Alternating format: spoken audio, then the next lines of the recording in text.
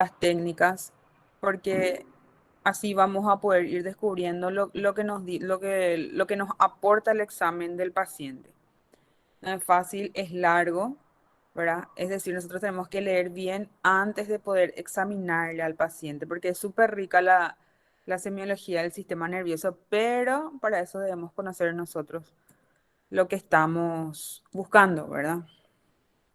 Bueno, antes que nada, antes del examen general, antes del examen físico, nosotros tenemos que hacerle al paciente en la historia clínica, ¿verdad? Dentro de la historia clínica vamos a preguntarle antecedentes patológicos familiares de patologías que puedan ser hereditarias, ¿verdad? Por ejemplo, enfermedades que afecten al sistema nervioso que puedan ser hereditarias.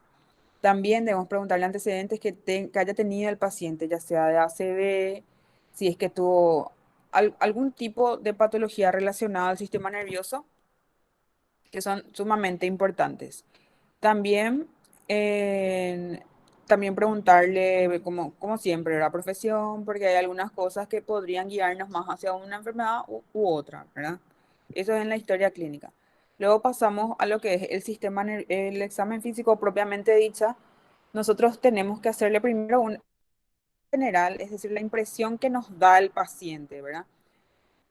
Así, a simple vista, qué datos nos aporta, la posición que se encuentra, la fase que tiene, ¿verdad? Si él presenta, tiene algún tipo de fase dolorosa, si tiene una posición viciosa. Eso es una impresión general nomás, para ver cómo se encuentra el paciente, porque el simple hecho de mirarle al paciente, nosotros le miramos y vemos que está, por ejemplo, en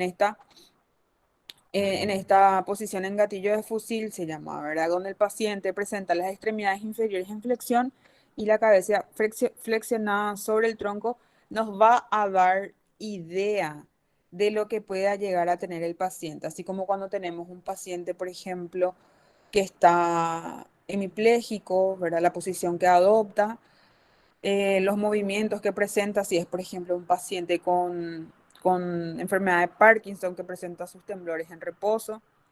Tenemos que fijarnos en la impresión general del paciente.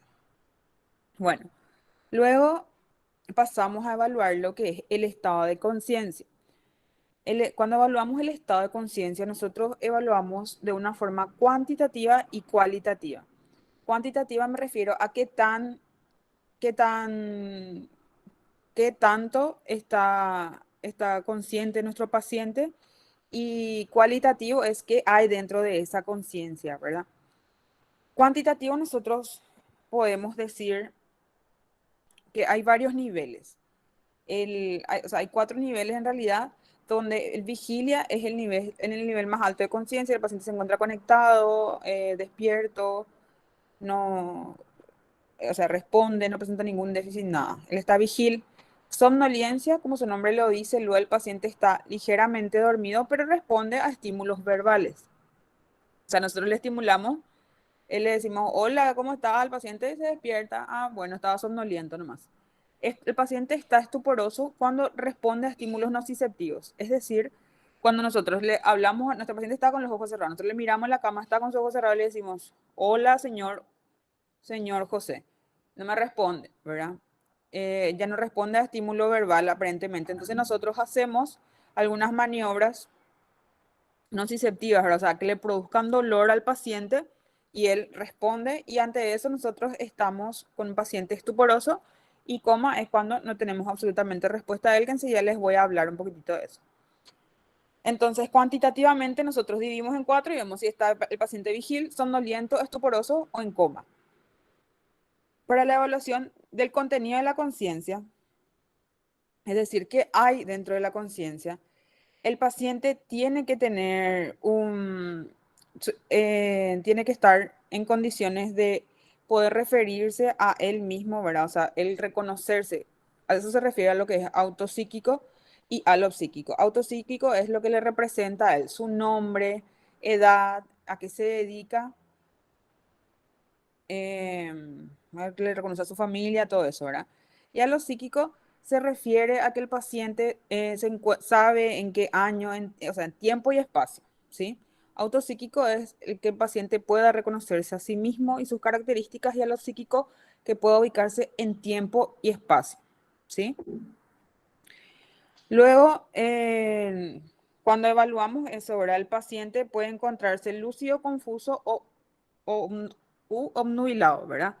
Lúcido, ¿cuándo nos referimos?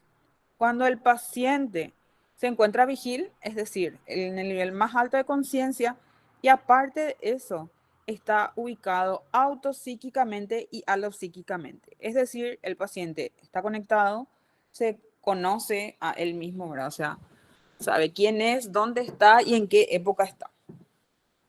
Ese es el paciente lúcido. Luego está el paciente que está confuso, es el que está vigil, pero no está ubicado en tiempo ni espacio. O sea, tenemos un paciente que está ahí en cama, él está con su ojo abierto y responde, y nosotros le hablamos, pero él te dice, por ejemplo, sí, estoy en la casa de mi mamá y tengo 30 años, ¿verdad? Y el paciente en realidad tiene 85 años y está en el hospital. Entonces está confuso. Y obnubilado, la diferencia con lúcido y confuso es que el paciente generalmente no está ya vigil, ¿verdad? Sino está somnoliento. O sea, su nivel de conciencia es somnolencia y, por supuesto, hay alteración de lo que es la ubicación auto y alopsíquica, ¿verdad? ¿Están entendiendo, chicos? Sí, doctora. Hola, ¿me escuchan? Sí, doctora. Bueno, Sí, profe. entonces todo eso nosotros hacemos. Cuando empezamos a escribir lo que es la historia clínica, vemos esto, su nivel de conciencia, y vemos cómo el contenido de esa conciencia. Bueno, hay esta es la escala de Glasgow que se utiliza para ver, para poder decir el paciente qué tan despierto está. ¿Verdad? Es la escala de coma de Glasgow, que lo que hace es mide el nivel de conciencia de una persona. ¿Cuáles son las variables que utiliza? Utiliza la variable ocular, verbal y motora.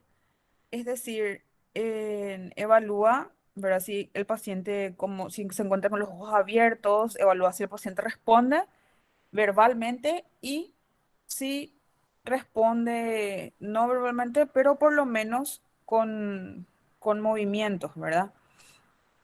El puntaje más alto es este, como pueden ver, si sumamos todos los tres valores que son 6 más 5 más 4 serían 15 puntos, ¿verdad? Y el puntaje más bajo no es 0, sino 1. Bueno, entonces cuando evaluamos la apertura ocular, por ejemplo, el paciente vigil, ¿cómo piensan que va a estar? ¿Cuánto va a tener el paciente vigil? Tiene que estar en 15. 15 Sí, 15. en total de puntos 15, ¿verdad? Pero en la ocular les digo, va a estar en 4, 4. ¿verdad? O sea, el paciente está lo despierto, no necesita ningún estímulo para despertarse. La verbal, acá entonces, si tenemos acá, está somnoliento, tenemos 3 puntos nomás. Si está, em, si está confuso, Poroso. sí, estuporoso, va a responder al dolor. Y sin embargo, si está en coma, el paciente ya no responde, ¿entienden? Se correlaciona directamente a los estímulos.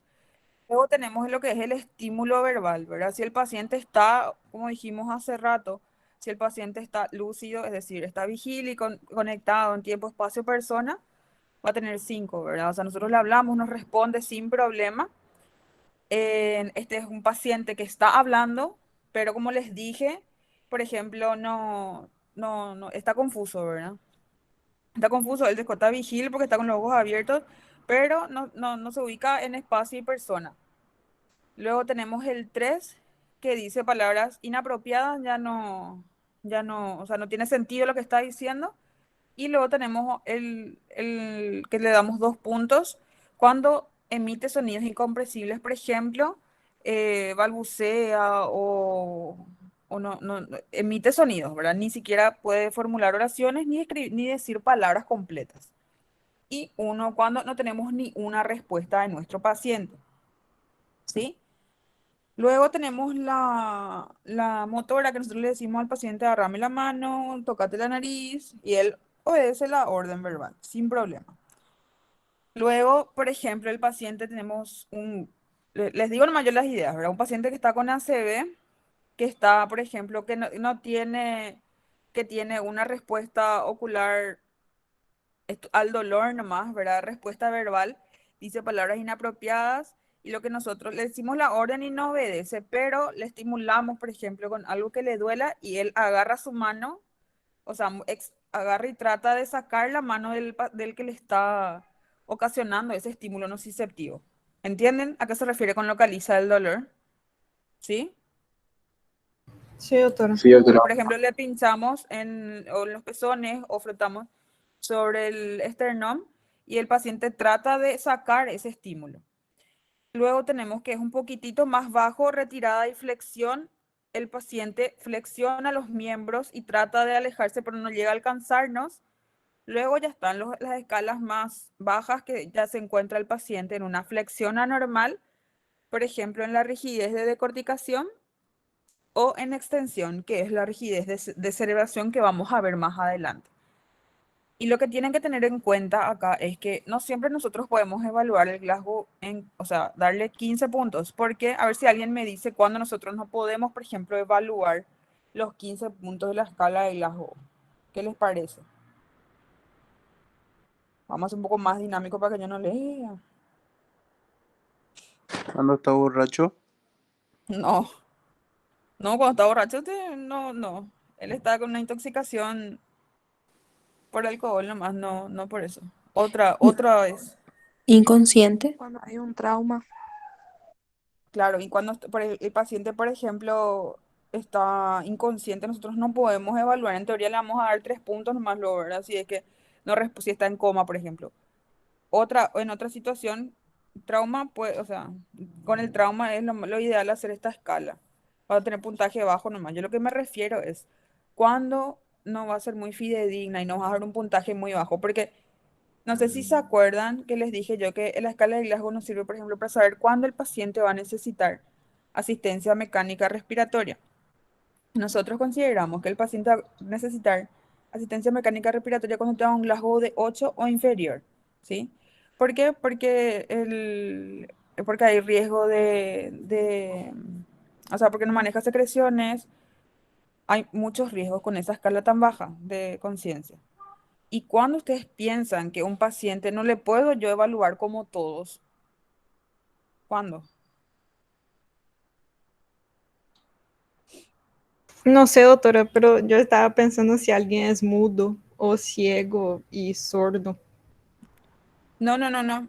Eso, por ejemplo, nosotros le vamos a estimular nosotros le vamos a hablar y ellos nos van a responder, ya sea con lenguaje de señas, ¿sí? Porque dolor y todo eso van a sentir ellos. Si está traqueostomizado, por ejemplo, nosotros no podemos evaluar lo que es el, le- la, la parte verbal, ¿verdad? ¿Entienden a lo que les refiero? Entonces vamos a hacer una escala diferente, ¿verdad? Una escala modificada donde va a tener 10, ¿entienden? Sin evaluar la parte verbal, por ejemplo. ¿Entienden? A eso es lo que me refería yo, en qué pacientes no voy a poder hacer los 15 puntos. ¿Entendieron? Entonces, doutora, Sí, Vamos. doctora. em Sí, doctora. paciente com trascotomia não se pode evaluar a parte verbal. A menos que el paciente ya esté haciendo ejercicios para poder retirar y se le ocluye la tráquea, y eso no vamos a poder evaluar lo que es la respuesta verbal. O un paciente con afasia, por ejemplo, va a dar puntaje súper bajo y nosotros le vamos a querer intubar, pero no es por eso, sino porque no puede manifestarse, ¿entienden? El paciente traqueostomizado puede hablar, pero ese es un paciente que ya está saliendo del cuadro que le llevó a la intubación y o sea, a la colocación de tráquea. Puede hablar, ¿verdad? Ocluye nomás su cánula y practicando le sale la voz. Pero si es recientemente, por ejemplo, se le puso, el paciente está o sea, está con el cuadro agudo, no va a poder responder, entonces hacemos una escala modificada y medimos solamente la ocular y motora y se especifica, ¿verdad? Siempre. Y cuando escriben la historia clínica, por ejemplo, el paciente tiene Glasgow de 14, ¿sí? Siempre tienen que poner a expensas de qué?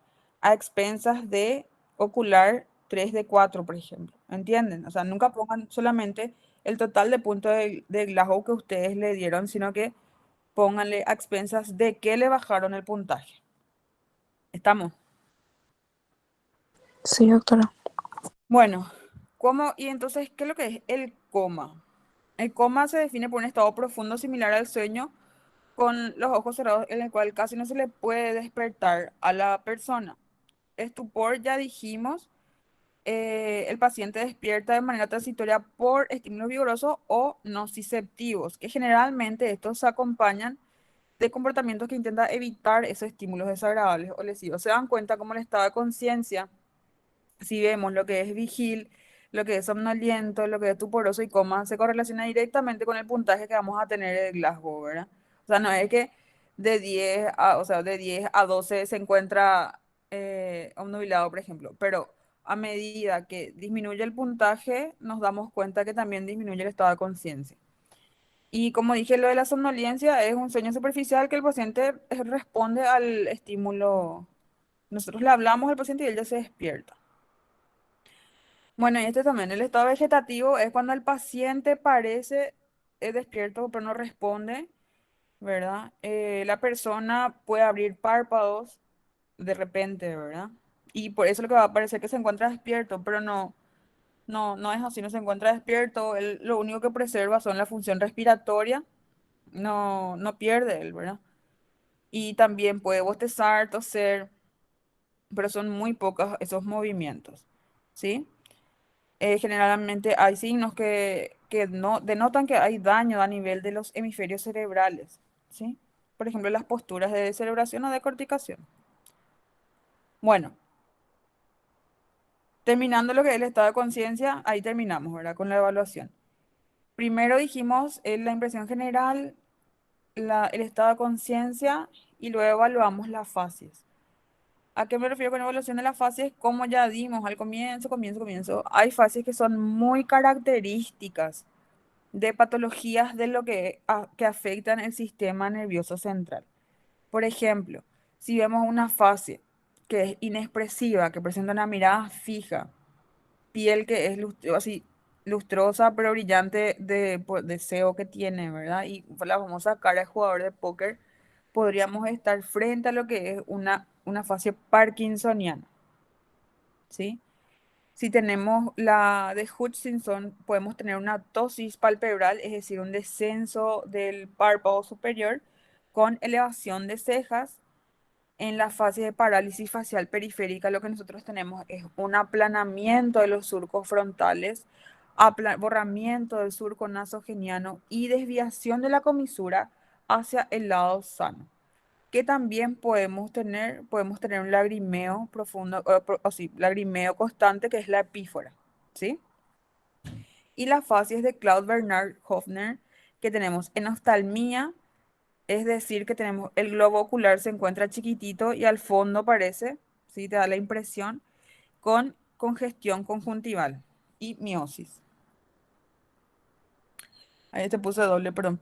Bueno, y en el paciente con hemorragia cerebral, por ejemplo, puede tener una hemiplegia, ¿sí? Hemiplegia se refiere a que no mueve nada, ¿verdad? Que está asociada a la mejilla del lado paralizado. Y una hemiplegia asociada, ¿verdad? Y la mejilla del lado paralizado, ¿qué es lo que hace? En cada movimiento expiratorio se abulta, entonces parece un fumador de pipa, con una desviación conjugada de la cabeza y la mirada.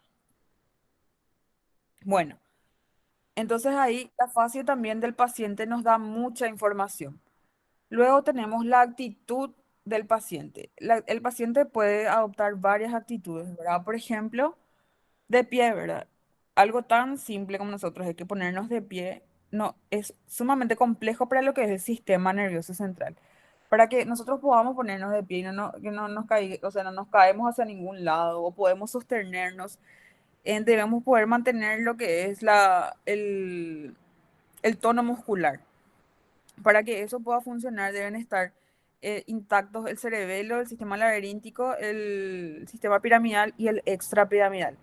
Actitud del paciente puede ser sentado, puede ser en gatillo de fusil como vimos hace rato. Podemos tener pacientes en opistótonos, que era relacionado con el tétanos, que ahora ya no se ve más que con con una hiperextensión del cuello, hay una concavidad posterior de la columna, que ya casi no se ven esos cuadros, pero esas actitudes también nos dicen que puede estar asociado a una patología del sistema nervioso central. Bueno, luego pasamos a lo que es la exploración de los pares faciales. Generalmente no se le presta mucha atención a todos los pares faciales, ¿verdad? A menos que el paciente consulte por algo de eso. Generalmente no se exploran todos, pero tenemos que saber, ¿verdad? El primer par olfatorio, lo que nosotros hacemos es, le pedimos al paciente que se tape un orificio nasal y a cada orificio nasal le ofrecemos un estímulo oloroso, ¿verdad? Y que él nos pueda describir con los ojos cerrados si es que huele, si no huele, si le desagrada, si es un olor agradable. De acuerdo a eso, nosotros podemos tener patologías, ¿verdad? O sea, cuando está alterado podemos tener anosmia, que estuvo tan de moda ahora, o sea, no es de moda, sino que se presentó en los pacientes con COVID. El paciente no puede oler, ¿sí? El paciente no puede oler por más que se le presente el estímulo. Hiposmia es disminución de la capacidad olfatoria que tiene el paciente, ¿sí? Cacosmia es cuando tenemos que o sea, solamente percibe olores desagradables todo el tiempo, por más que no esté nada desagradable ahí. Parosmia es cuando tiene alterado, o sea, huele, por ejemplo, olor a rosas y no hay rosas. Tiene distorsionado el sentido del olfato. Y perosmia, que es muy sensible, ¿verdad? ¿Cuáles pueden ser las causas? Pueden ser las causas propiamente dichas del resfrío, un trauma, un tumor o postquirúrgico. Y como les dije hace rato, que tuvieron muchos pacientes ahora con el COVID, ¿verdad? Por una infección viral. Bueno, luego pasamos a la evaluación del nervio óptico. ¿Y cómo nosotros evaluamos si es que funciona nuestro nervio óptico? Mediante la agudeza visual, evaluación de los colores, el campo visual y fondo de ojo. Para que nosotros podamos determinar la agudeza visual, utilizamos, ¿verdad?, unas tablas, que es, por ejemplo, la tabla de Snellen para la visión que es de lejos y la de Jaeger para la de cerca. Sí o sí se examina un ojo y luego el otro, ¿verdad? Y ponemos si es que el paciente tiene la visión conservada o si tiene disminuida. Si nosotros tenemos, por ejemplo, que el paciente no puede leer esas tablas, ¿verdad? Es decir, él no ve, le podemos mostrar los dedos, ¿sí? Si puede contar los dedos. Y si es así, nosotros tenemos que poner que el paciente presenta una visión cuenta dedos, ¿sí? Si solamente él, o sea, si él ve los dedos pero no los puede contar, le colocamos que el paciente tiene visión bulto. Y si es que el paciente solamente puede ver que hay luz, ¿verdad? Que hay luz y el resto no puede ver, se denomina que tiene una visión luz. ¿Entendieron? ¿Me están escuchando? Sí, doctora. Sí, doctora, Bueno, le estamos escuchando. Doctora, luego pasamos a las patologías, ¿verdad? Que lo que puede haber es una alteración de la agudeza visual. Y esas alteraciones se pueden llamar ambliopías. Y puede ser ya sea por miopía o por otras causas, ¿verdad? Cuando nosotros tenemos una pérdida de la visión, ¿alguien se acuerda cómo se llamaba eso?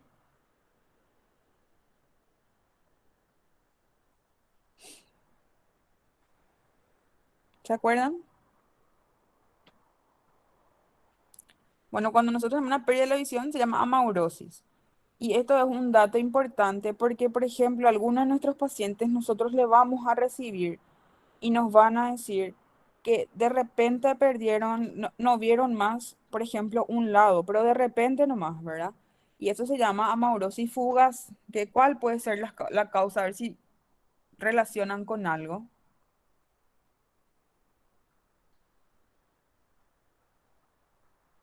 ¿Cuál podría ser la causa, por ejemplo, de una amaurosis fugaz?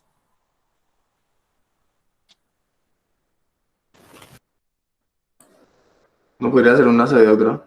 Sí, totalmente, una se ve, ¿verdad? Entonces, si el paciente viene y te dice, sabes que está de repente dejé de ver de un lado, ¿verdad? Nosotros tenemos que pensar ahí inmediatamente que el paciente puede estar haciendo una CB, ¿verdad? ¿Está bien? ¿Me escucharon? Hola. Sí, doctora, lo escuchamos. Bueno, luego pasamos a lo que es la visión de colores, ¿verdad? Se le pone una tabla también para ver si puede discriminar y si presenta alguna alteración, si es que él cambia los colores o ve todo blanco y negro también. Hay una alteración, entonces describimos eso. Para lo que es el campo visual, actualmente, lo que la forma más exacta de medir el campo visual es con un equipo, ¿verdad? O sea, a través de una campimetría digital, que eso se hace solamente con el oftalmólogo, ¿verdad? Pero en consultorio lo que nosotros podemos llegar a hacer es comparar el campo visual del médico, ¿verdad? Que en teoría ve bien, ¿verdad? Que no tiene ningún compromiso del campo visual con el paciente. ¿Y cómo hacemos eso? Nosotros nos ponemos frente al paciente, nos sentamos al mismo nivel para que o sea, nuestros globos oculares estén uno enfrente al otro y ocluimos los ojos opuestos, ¿verdad? Él, por ejemplo, se tapa el ojo derecho y yo me tapo el ojo izquierdo. Y lo que hago es un movimiento con el dedo índice, ¿sí? Que desde afuera hacia adentro, y cuando yo, el examinador, que en teoría veo bien, veo, el paciente también tiene que ver. Si es que no es así, ahí probablemente el paciente presente una reducción de su campo visual, ya sea una hemiplegia, hemianopsia, ¿sí? Una cuadrantopsia, eso debemos anotar. Eso es lo que podemos hacer nosotros en el consultorio, ¿sí? ¿Entendieron cómo se hace, verdad? Nos sentamos uno frente a otro a 50 centímetros, ocluimos los ojos opuestos, o sea, por ejemplo, el derecho y el izquierdo, y con el dedo índice hago que de afuera hacia adentro, dentro de mi campo visual, cuando vemos. ¿Sí? Cuando yo veo, él también tiene que ver. Eso se llama campo visual por confrontación. Y luego tenemos lo que es el fondo de ojo. Fondo de ojo sí o sí tenemos que hacer con un oftalmoscopio. Debemos acercarnos al paciente y ver lo que es el, el fondo de ojo. Acá podemos ver un ojo normal, se ve la papila, se ve la mácula, se ve la arteria y la vena. ¿Por qué es importante realizar el fondo de ojo del paciente? ¿Por qué? Porque hay varias enfermedades sistémicas con repercusión sobre lo que es la retina del paciente. Por ejemplo, acá podemos ver que este paciente que es diabético, ¿verdad? Tiene una retinopatía diabética que tiene hemorragias, pequeñas hemorragias y también tiene unos exudados. Sí que no es normal. Lo normal es verlo de esta forma y esto es patológico. Bueno, luego pasamos a la evaluación conjunta, ¿verdad? De lo que es el tercer, el cuarto y el sexto par. ¿Por qué se evalúa conjuntamente? Porque ellos juntos, o sea, es como un equipo que trabaja junto, ¿verdad? Sí, generalmente hay patologías que están dañados uno y el músculo que está inervado por otro sufre el efecto también. Entonces, lo que nosotros hacemos para evaluar el tercer, el cuarto y el sexto par es, le decimos al paciente que, o sea, nos sentamos frente a él, le mostramos nuestro dedo índice y hacemos que siga con la mirada dibujando una H, ¿sí? Y de acuerdo, o sea, arriba, abajo, afuera, adentro, ¿sí? Una H. Y ahí describimos si es que hay alguna alteración del movimiento.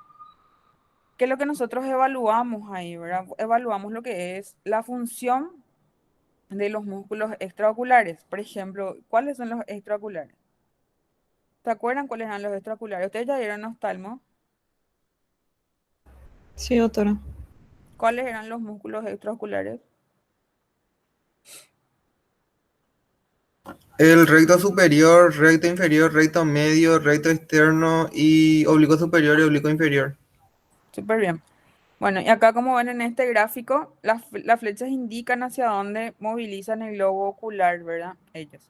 Y si nosotros le hacemos el examen al paciente y vemos que hay, por ejemplo, una desviación anormal, ¿verdad? De la mirada, debemos describir. Y eso va a estar de acuerdo al músculo que se encuentre dañado. Podemos ver cuál es el nervio que está afectado, ¿verdad?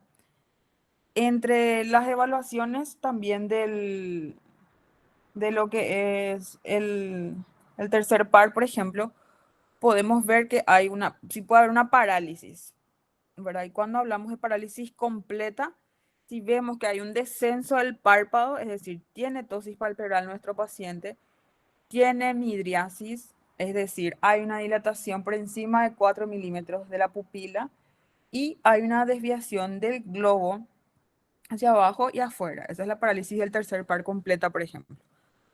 La parálisis del sexto par, nosotros encontramos una desviación del ojo hacia adentro, ¿sí? Y para evaluar la exploración motor ocular intrínseca, esta es extrínseca, ¿verdad? Intrínseca, lo que nosotros vemos es el tamaño pupilar, el reflejo pupilar, el tamaño y simetría. Es decir, cuando nosotros describimos las pupilas, lo primerísimo que tenemos que hacer es si es que tiene un reflejo pupilar, ¿verdad? ¿A qué me refiero con lo que es reflejo pupilar? No sé si alguien se acuerda. ¿Cómo hacíamos el reflejo pupilar? Com um foco de luz. Y luego, ¿cómo es la respuesta normal? Quando tem a incidência de foco de luz, tem que contrair. Sí, y después, entonces, si hay oscuridad, se tiene que dilatar. Lo Assim ideal es mesmo. hacer, cuando hagamos en sala, por ejemplo, con el paciente, verán que los hospitales están llenos de focos así, muy, parece irritantes, ¿verdad? No, entonces nosotros tenemos que apagar, de hacer en un lugar a oscuras, ¿sí? Con una linterna, le pedimos al paciente y examinamos ojo por ojo, ¿verdad? Así, un lado y luego otro lado, con el estímulo de luz que tiene que contraerse y nosotros retiramos y luego vemos cómo se dilata, ¿verdad? Cuando está aumentado de tamaño, ¿cómo se llama? Recién les dije. Midriasis. Se llama midriasis, ¿verdad? Cuando tenemos más de 4 milímetros. Y lo contrario, Miosis. miosis, ¿verdad? Cuando está puntiforme la pupila.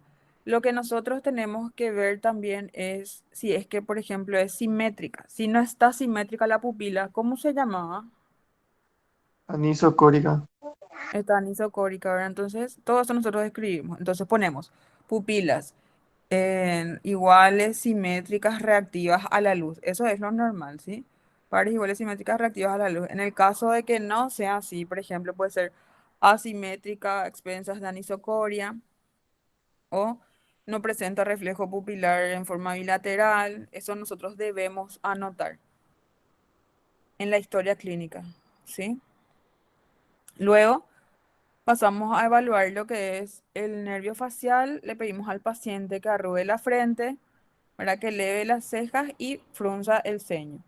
Acá, por ejemplo, podemos ver cómo el paciente, ¿se acuerdan que hace rato les dije cómo el que tiene parálisis facial periférica tenía el borramiento de, del, a nivel frontal, ¿verdad? De las arrugas? Nosotros le pedimos al paciente que eleve las cejas y no se contraen los músculos, ¿verdad? Y al cerrar los párpados hay una parálisis del orbicular izquierdo y el globo ocular rota hacia arriba, que es el signo de Bell, ¿verdad? Es por una afección del tercer par. Sin embargo, si nosotros tenemos una parálisis central, la característica es que el paciente preserva lo que es la mitad superior de la cara, ¿verdad? O sea, en teoría no afecta. Realmente es solamente la mitad inferior de la cara. Bueno, luego pasamos a evaluar lo que es la motilidad del paciente, ¿sí? Evaluamos lo que es el trofismo, el tono muscular, motilidad activa y la involuntaria. Como les dije hace rato, por ejemplo, cuando nosotros podemos evaluar lo que es el tono muscular, cuando el paciente cuando en la actitud que presenta de pie, por ejemplo, si puede pararse, quiere decir que tiene un tono muscular que puede sostener todo el cuerpo, ¿verdad? Para poder luego para poder luego evaluar lo que es la marcha. Motilidad activa, me refiero nosotros le pedimos al paciente, por ejemplo, que extienda los brazos, que eleve las piernas. Eso nosotros evaluamos también y escribimos. Y involuntaria serían los reflejos que presenta nuestro paciente, ¿sí? Bueno, con el tono muscular, ¿qué es lo que nosotros tenemos que evaluar, verdad? Si el paciente presenta una hipotonía o hipertonía. O sea, ¿a qué se refiere eso? Es la resistencia normal que tiene un músculo a que sea estirado, ¿verdad? En forma pasiva.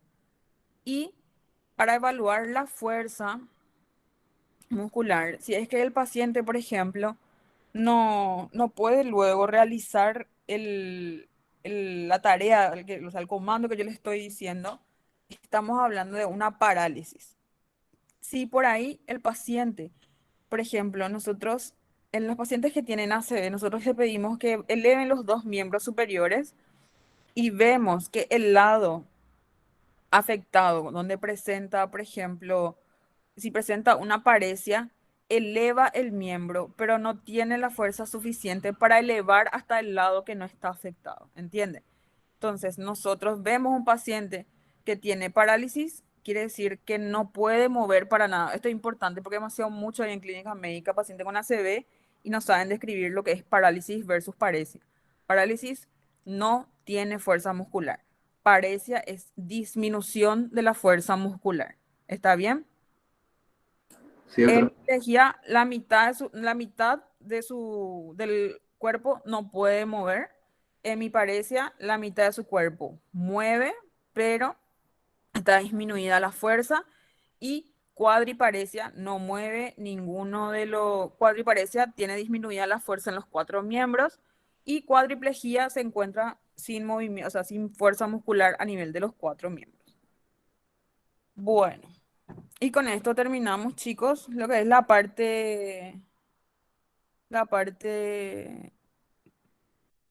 el inicio, ¿verdad? Del sistema nervioso central para poder hacer nuestras historias en base a eso.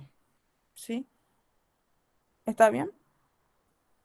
Más Sí. adelante vamos a ir hablando de las patologías. Ahora, entonces, es todo sistema nervioso. Empiecen a leer ya, por favor, para las prácticas. ¿Está? Está, profe. Bueno, nos encontramos entonces el próximo jueves. Gracias, doctora. Dale, Sí, chao doctora. Dale, chicos, profe. nos vemos. Gracias, Perfecto. Dodo. Buen fin de semana. Gracias igualmente, chao, chao.